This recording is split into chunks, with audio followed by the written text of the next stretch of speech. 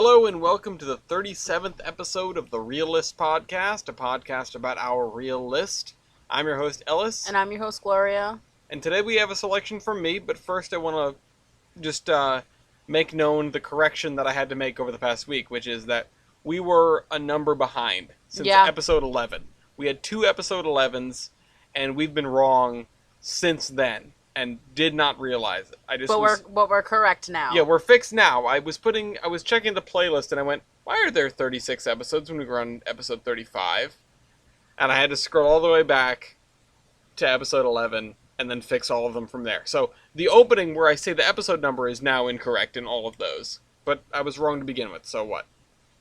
Anyway, this is Howl's Moving Castle. This is a Miyazaki film. And it's loosely based on a 1986 novel of the same name, which I did not know about and had never heard of. But yeah, I never knew about that either. This is my pick. Well, I mean, you hadn't seen this movie before. No, I haven't. But I've seen like voice clips from like TikTok about people like using the opening scene of like when she first meets Calcifer and she's like making breakfast.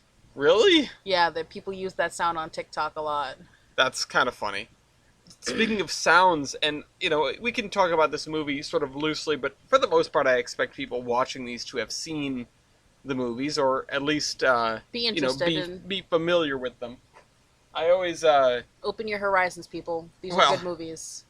I don't necessarily, this isn't for us to lay out the plot of the movie, but really quick, you know, directed by Hayao Miyazaki, based on Howl's Moving Castle, produced by Toshio Suzuki, starring Chiko Baisho, Takeya Kimura, and Akiro Miwa.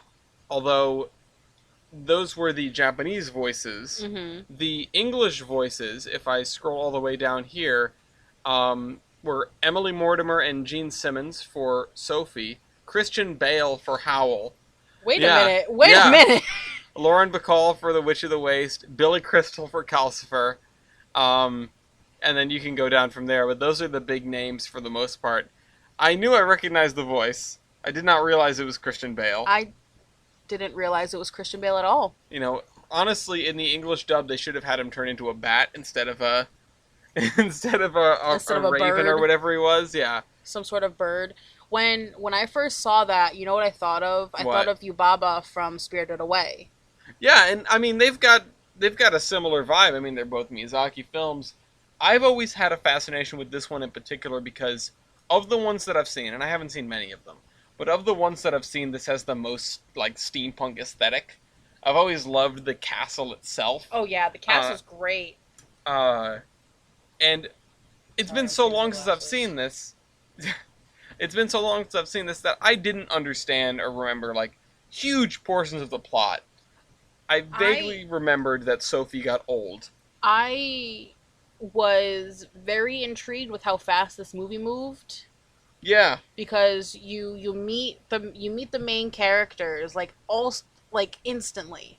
Like you meet Sophie right off the bat. You know that she runs the hat shop. Well, she works in the hat shop. She works the hat shop. Well, it was her father's. Yep. She works the hat shop with her sister. No, her sister works at the bakery or whatever. Well, so she has 3 sisters. Oh, she has 3 sisters? Okay, yeah. I think one of them at least works there with her, and another one works at the bakery. But her mother got remarried. In the end, remember when she comes and she's like, "Oh, good news! I got remarried." I don't know if she's telling the truth. Not that it matters; it doesn't make a difference for the plot of the movie. But we don't know if she's telling the truth because she's like doing the shady mission. Yeah, she was sent from the head sorceress. Yep, to deliver the little worm. Yeah. But the former Witch of the Wastes, who is now just a harmless old woman, is like, "Yeah, you're not going to stop me with that," and chucks it to Calcifer, who is the best character in this movie. Yeah. I mean, the fact that Billy Crystal does the voice in the English dub adds to it, because the voice is so much. Like, Calcifer's a riot. From the moment you meet him, he's a riot. And what a pretty fire. Yeah. Witch of the Waste post de-magicking is also pretty funny. Oh yeah, she's great. She reminds me of like just a old grandma that you would meet, and she's just fantastic. There's a lot of old people in this movie. Yeah. Which is something that I was reading that is stand out about this, that it has, sort of an elderly woman as a protagonist. Which is unusual, at least in the Japanese culture, but it's unusual in general. You know? Excuse me. Sorry, were you going to say something?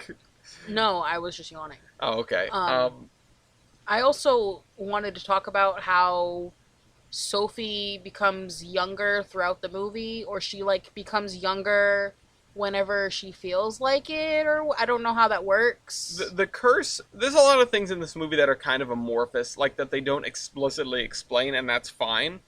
Like Howl's aliases and how that works, and yeah, Sophie's curse is a little bit, it fluctuates. Mm-hmm. Sometimes she looks younger, sometimes she looks older. When I had originally watched this, I thought it was that, like, she could see herself as old and other people saw her as young, but no, it's that it just is inconsistent. It is legitimately inconsistent, and it depends a lot on how she feels in a given moment, and the Wikipedia describes it as her being able to, like, sort of gain control of her curse, but it's more of, to me, my understanding of it is just that it's not very consistent. It's magic. It's a little bit rough around the edges, especially after the Witch of the Waste's powers are removed. It seems to be very lenient with her curse, I guess. Yeah. I also wanted to point out how she managed to clean that house within the first 20 minutes of that movie. Oh, yeah. She managed to clean that entire castle within 20 minutes of that entire movie. Well, I mean, it's a time lapse. It's a montage, a lot of time goes by. I also wanted to talk about how Howl has mental breakdowns. Yeah. Like Sophie cleaned his bathroom, which was atrocious, mind you. And then he comes downstairs and his hair changes colors. He accidentally dyed his hair or something. But then his hair stays black. But then it goes black because he's magic, and then he's depressed. And then he's depressed and he turns into, like, the slime ball. Yeah, I mean, honestly, this movie has, like, a fantastic portrayal of being depressed. Just the way you feel, I guess. I also like the bit with the towel. You were, like, trying to cover my eyes. Oh, yeah, where the towel falls off, and you get some gratuitous Howl butt in, for a couple seconds. I love Markle. I think Markle is really cute. What, the dog? No. Oh, wait, Markle. Markle's the kid. The apprentice. Sorry. What was the dog's name? Like, it also started with an M. Oh, Keen. Okay, never mind. Forget me. I was even trying to remember the characters' names while we were doing this movie, while we were watching this movie, because I realized in these episodes I'm always alternating between character names and actor names because it's whatever I remember in the given moment. Mm-hmm. I'm so bad at this. That's why you have me. That is why I have you. Also, it's a crime that this lost the Academy Award for Best Animated Feature to Wallace and Gromit: The Curse of the Were-Rabbit. Just let that sink in for a minute. No words. Hey, at least this thing made back about 10 times its budget. I mean, this movie was fantastic. Like, between the art, between the story, between the plot, between everything else, like the little things in between. Like, I just loved every part of this movie. Oh yeah, and like it was very well put together, and the castle was great. I love cool. I love how the castle was animated. And in the ending scene, not the ending scene, where she's flying and the mouth just consumes them when they're on the thing. Just when the little mosquito-looking speeder thing. It kind of reminds me of that thing from Stargate, the Fenry, whatever. Fenry. Oh yeah, the giant thingy, the giant insect-looking thing. Yeah. It reminds me of something else from Stargate that will show up much, much later, which is a Wraith Dart. But we'll cross that bridge when we come to it. But yeah, this movie has some pretty good messaging to it, like some pretty serious messaging, which it's, staunchly an anti-war film. It's, got messages about love and personal loyalty and, it's different than the novel. At least I haven't read the novel, but this describes it as being thematically different than the novel. And there's an entire section on here about how much it has changed and what has changed. Mm-hmm. Needless to say, the movie is very different than the book. I would also like to mention how they depicted Howl to be this lady eater. Lady eater? Like, oh, he'll steal your heart. Remember Oh how? yeah. And they were like, oh, they only do that he only does that to pretty girls.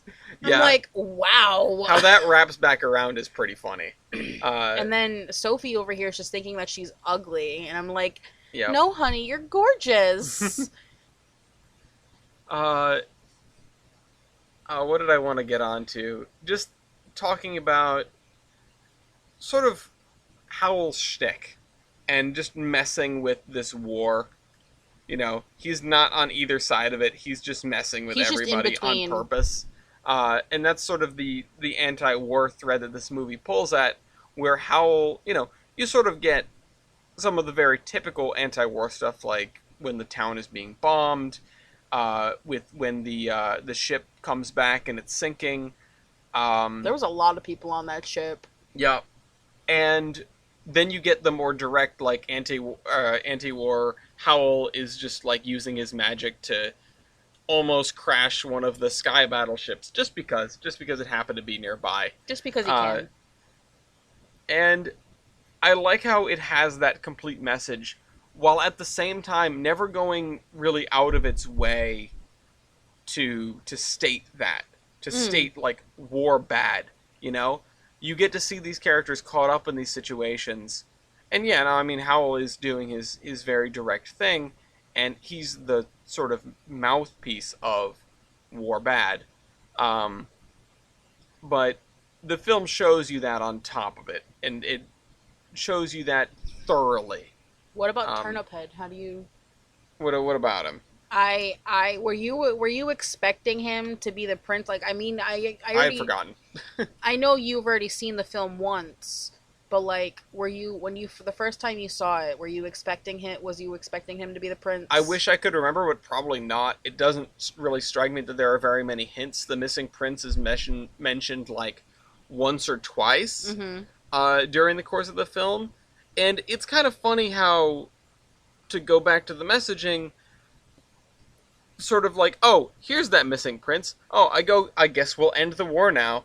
Just like, no stakes on this, really. I guess we'll just, war is pointless. Why are we doing this? I love how at the end of the movie he also hopped away on a stick like he was still a scarecrow. Yeah, I mean, maybe that's just his vibe.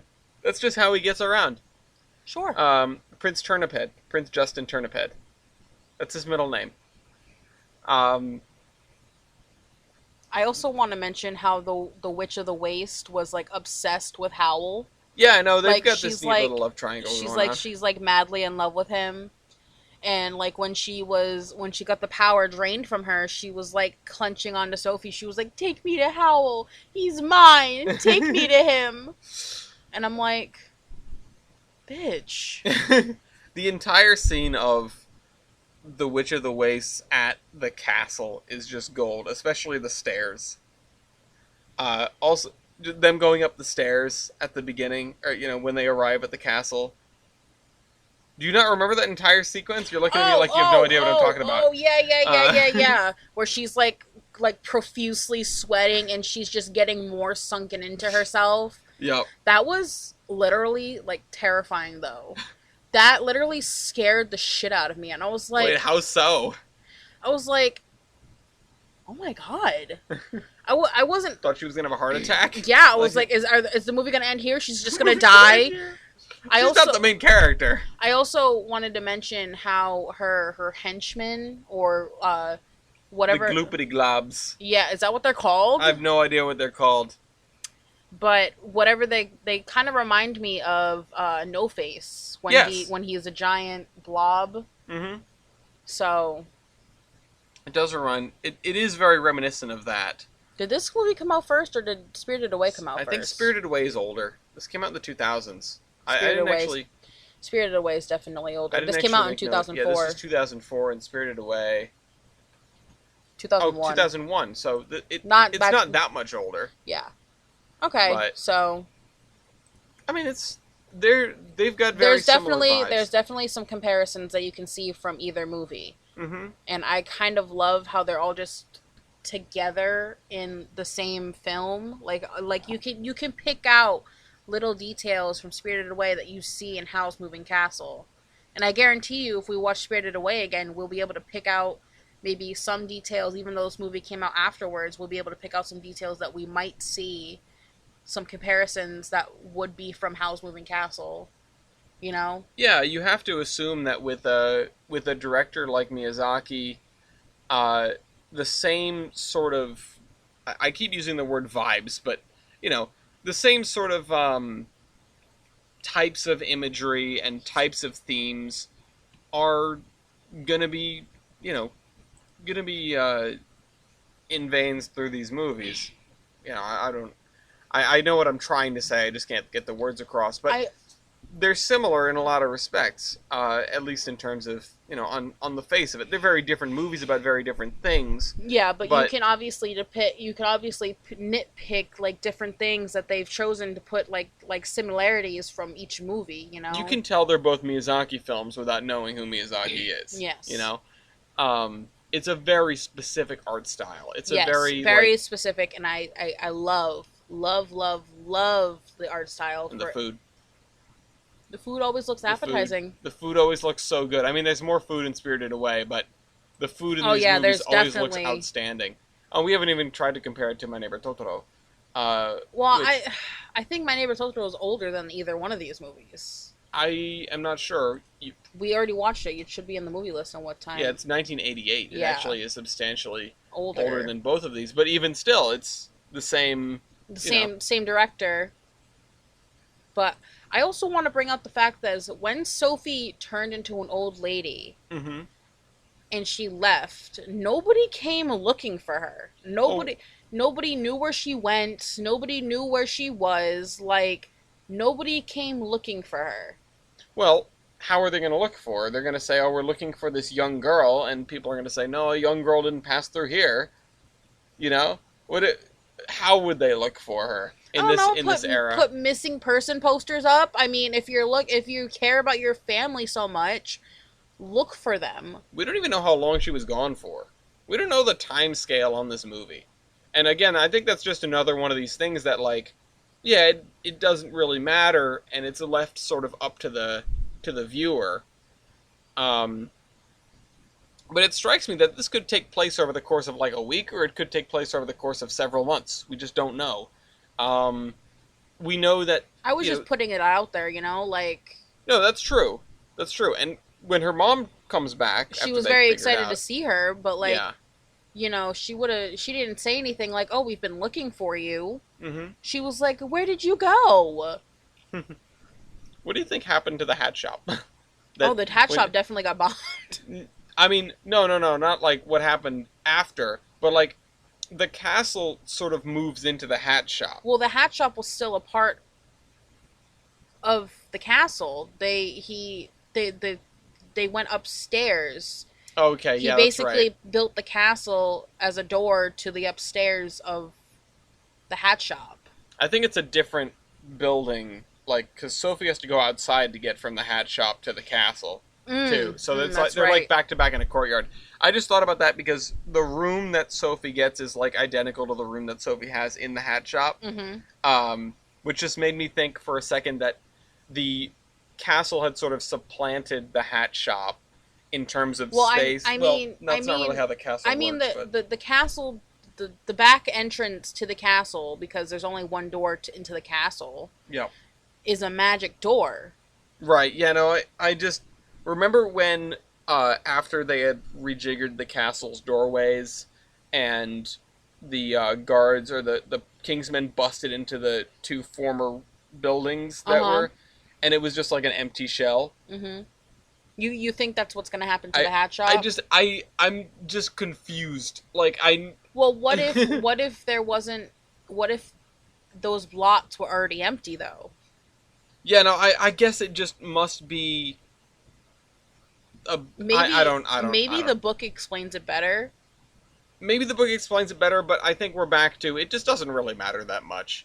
You know, unless they're the movie makes it clear that the only way into the castle is through the door. Mm-hmm. Even though you can see out of the windows when the door is set to a certain thing, it seems to be clear that you can't just like bust in through the wall of the building and end up in the castle. Yeah, no, you have to go through the door. Yeah. I also wanted to bring up how Markle puts a beard on as a disguise. Markle with the beard on is hilarious. I don't like fish. I don't like fish. I just love that him and Sophie have like an automatic connection, like from the get-go. Like they have this like automatic bond, and it's just great. I feel like it's like they were like meant to be friends. Yeah, and the cute little family that ends up developing is great. I also wanted to bring up the end of the movie, how like Sophie becomes young again through her hair. I think that was when she gave her hair away to Calcifer. I think that was Calcifer breaking the. Remember, Calcifer said he could break the curse if as a quid pro quo, like you help me break my thing with Howl, I'll break your curse. I also did not know that Calcifer was Howl's heart. Well, not his heart, but Howl gave Calcifer his heart. Yeah, you're supposed to like unravel that during the course of the thing. It's hinted at a couple times, and then Sophie says to Calcifer something like, oh, I heard about a demon that stole Howl's heart. You wouldn't know anything about that, would you? Just like, hey, I figured you out, Calcifer. And Calcifer's like, I don't know what you mean. And then the Witch of the Waste is like, his heart is mine, and she just picks up Calcifer and ignites herself on fire. Yep. Just, I want his heart. Grabs Calcifer from the pan, is like, you're mine. The Witch of the Waste never heard a stop, drop, and roll. It turns out. No. No. And yeah, I think it is one of the strangest sequences in this movie. Well, there are two very weird sequences that just seem like out of place and confusing to me. I mean, the first is the dream sequence because it's a dream sequence. The one where she like goes into Howl's room. Oh, it was like his nest. Yeah. His weird looking bird nest. I get that thing's place, and I get that it's a dream sequence, so it doesn't really bear much relevance on the like outside world as a whole. But when Sophie goes through the door and goes into the past and sees, young Howl and Calcifer. Yeah. I didn't understand that. I also love how Heen is like refuses to go up and down stairs. Yeah, Heen's a great little character. I like how you're supposed to believe for like a solid 10 minutes that that's Howl in disguise. Oh my god, I thought it was. I literally thought it was, and I was like, this guy's gonna make her carry him up the stairs. Also, all of Heen's mannerisms are on point for a dog. Like, I've never seen an animated movie get dogs so right. Like, I know I love Up, and yes, Doug is the spitting image of a golden retriever and like how one would act and how one would think, oh, I've just met you and I love you. But Heen's just like, just like panic, run around in circles, like. But I also perfect. love how he will protect Sophie. Like, he was like on point when they were in the past. Like, he was like trying to get to her, but didn't know what to do. Yeah. Like, he was freaking out, and he was like, I gotta protect her. The little doggy anxiety attack. I mean, it's what I see from Lafayette every time someone leaves the house that he doesn't want to leave. I also love how Heen also betrayed Solomon. Yeah. Heen was like, nah, these people are cooler. I'm gonna hang out with them from now on. When I first found out that Heen was Solomon's dog, I was like, oh, he's gonna freaking go with them, and he's gonna like somehow let Solomon know where Howl's castle is. No, he just turned. Yeah, he was just like, nah, I don't like you. He was just like, I like this place better. Yeah, well, they have bacon and eggs. I love the scene where the first introduction to like their first like actual interaction when they're in the castle and Howl is cracking the eggs and just feeding the shells to Calcifer. Yeah, Again, solidifying Calcifer as like the best character in the movie within 5 minutes. I've actually seen a lot of Calcifer tattoos before. Really? Yeah. That's neat. That'd be neat. I like the glyphs that Howl uses to do stuff, and I kind of wish the magical aspect of the movie was elaborated on more. Yeah, but I do too. But I mean, that's sort of the charm of the magic in this movie is, well, how did that work? Well, it's magic. You know? You don't necessarily need to explain all of it, but I do kind of wish I knew more, just from a world-building point of view. I also love how Howl is willing to protect Sophie, and he just met her. Yeah. Well, he does that to pretty girls. Anyway, do you want to hop into star ratings here? We can. Do you want to go first, because it was your pick? Sure, I'm giving it a 5. Yeah, I'm gonna give it a 5, too. I mean, Miyazaki films, what did we Spirited rate? Away, I gave a 4 and you gave a 5. I mean, of course I gave it a 5.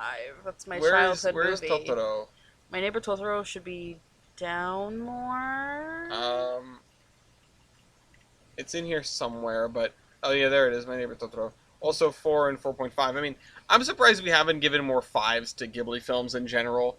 Miyazaki film. Well, Miyazaki films. Studio Ghibli. Yeah. But Miyazaki.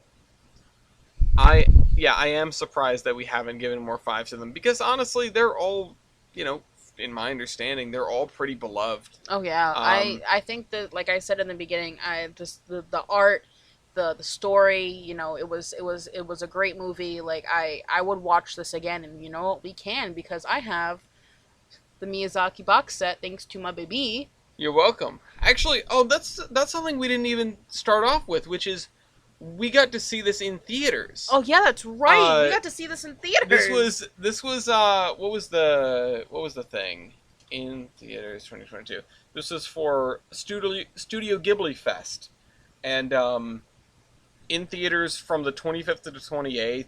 So we got in on the first showing, or the only showing, on the 25th. Love it. And yeah, that was fantastic. I mean, it's not too... I really like how theaters are sort of bringing back old movies. Yeah, staking a revival on doing older movies. Like we saw the freaking, what was it, the Mob Meat movie thing, the movie pack? Yeah, they're doing gangster movies. Yeah. For like 2 months. All the Godfather movies and stuff like that, just back on the big screen. And I think that's really cool. And I might have to, look into that more often, because we're not that far from the movie theater. No, we're not. And it's nice to be able to see some of the stuff on the big screen. Oh, yeah. An experience that we would not be able to get at home. And while this may not be like the poster child of a movie for it, it's not some big budget, blockbuster special effects, whatever. It still is, as we've been saying, very pretty movie. And it is. I love the scene where they're in the field of flowers. I think that is the prettiest scene ever. Mm-hmm. I think I love that Howl has a little cottage out there where his uncle? Yeah, he said his uncle left it for him. I just love that it's just in that field of flowers, and it's just, everything about this movie is just vibrant, colorful, and very well placed. Oh yeah. What a wonderful movie this was, Mm-hmm. I would watch it again. And I think this is my favorite of the Ghibli films because, like I said, because of the sort of steampunky aesthetic of the war machines as well as the castle, and just the sort of setting of this World War I-esque but magical world, as opposed to the other two, which are set in, and the other two which we've seen, which are set in mundane worlds with a magical aspect. Like My Neighbor Totoro has a magical aspect, and Spirited Away has a very heavy magical aspect, but otherwise... The Spirit Bathhouse. Yeah, otherwise they are like mundane, unindustrial sort of things. Like that doesn't play a upfront role in the story. And this has a certain aesthetic that pulls me in. Mm-hmm. As well as having this intricate this intricate, gripping story with this cast of characters which are, you want to root for or root against, or, that are lovable and interesting and, complex. I like how The Witch of the Waste sort of wobbles between like a senile old woman and someone who is just like leave an old woman to her. I love her smoking the cigar and the room filling with smoke. Yeah. Like, she was taking hella puffs of that cigar. Yeah. I wanted to provide an analogy because I was talking with some folks about this earlier, about potential movies for the list. Mm-hmm. And it's like, these movies, Ghibli movies, and movies of this genre, I suppose, these sort of more character-driven things, aren't necessarily my cup of tea. Mm-hmm. In the same way that, say, war movies aren't your cup of tea. But if you find a movie with the right elements, in this genre with the right elements, you can pull me in. Or a movie in that genre with the right elements that can pull you in. Like, it has to be more than just a drama. Mm-hmm. Or it has to be more than just a war movie. It has to be something that is multifaceted, that has these elements that makes it, brings it beyond its genre and turns it into, well, a good movie. And for the most part, everything we've reviewed has been a good movie. Well, before we end the podcast here, I wanted to talk about the scene where the house falls to shambles as they bring Calcifer outside. And then they bring him back inside, and then it just becomes this little dinky thing. This little dinky robot-looking thing. Kind of looked like the Iron Giant's head a little bit. Yeah, with the Iron Giant's head with chicken legs. Yeah, that's what it reminded me of, and I was like, oh, look at that little thing. Yeah, I remembered that transformation, and I thought it was going to be a little thing with wings. Like, I'd confused the last two iterations of the castle. I did not know the castle had wings unless they added the wings afterwards. They did. The wings were just in the third version. Okay. So now the castle can fly. Because, you got to keep one-upping your moving castle, I guess. Shucks, I forgot what I was going to say. Oh, what's next? We're doing the French Dispatch next. Yes, French Dispatch is next. We're going to kick off Wes Anderson. Which we also saw... not in theaters, but in a showing, a private showing.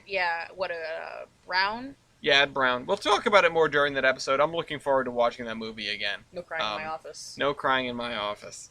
And I think one of the, reasons to give the announcement of, hey, we're going to watch this movie next, and I hadn't even thought about it this way until now. It was not a conscious decision to do it this way, is to let the viewer watch this movie. And, then come here with their sort of take on it. Yeah. And listen to us give our take on it. Instead of just, oh, you might have heard of this movie, or you might have seen this in the past. So, anyway, with that out of the way, go ahead and subscribe if you're not already. Go ahead and like this video if you haven't already. And if you have seen this movie, or if you haven't, and if you have an opinion, you can feel free to comment down below. We do read all the comments. So, anyway, with that in mind, let's go watch a movie. Yeah. Bye, guys.